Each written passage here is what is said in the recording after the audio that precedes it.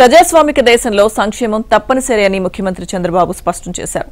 భారతదేశం ఎదుగుతున్న క్రమంలో ఆర్థిక అభివృద్ధిలో అందరినీ భాగస్వామ్యులను చేయడం అవసరమన్నారు. అప్పుడే పేదరికాన్ని నిర్మూలించగలమని చెప్పారు.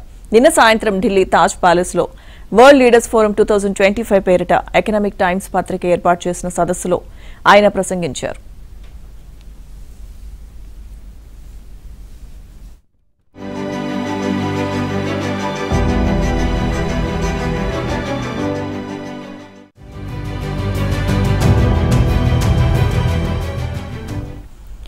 ఉన్నవారికి లేనివారికి మధ్య అగాధాన్ని ఎలా పూరించాలన్నదే తన ఆలోచన అని చంద్రబాబు అన్నారు.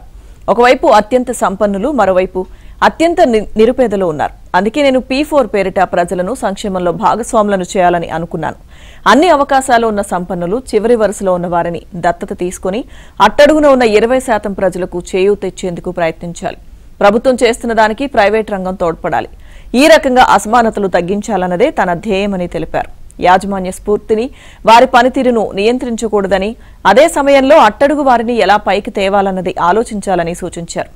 ఆ దిశగా విధానాలకు రూపకల్పన చేయాలన్నారు.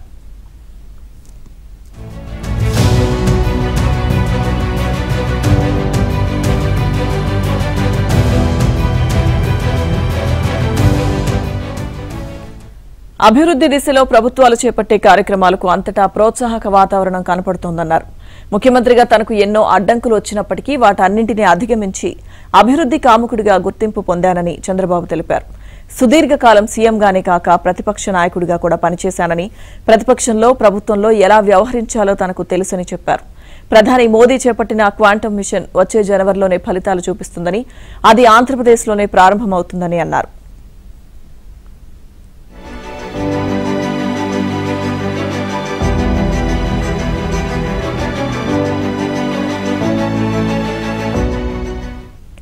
ప్రపంచంలోనే బలమైన నాయకుడిగా గుర్తింపు పొందిన మోదీ మన ప్రధాని కావడం మనకు గర్వకారణమని అన్నారు.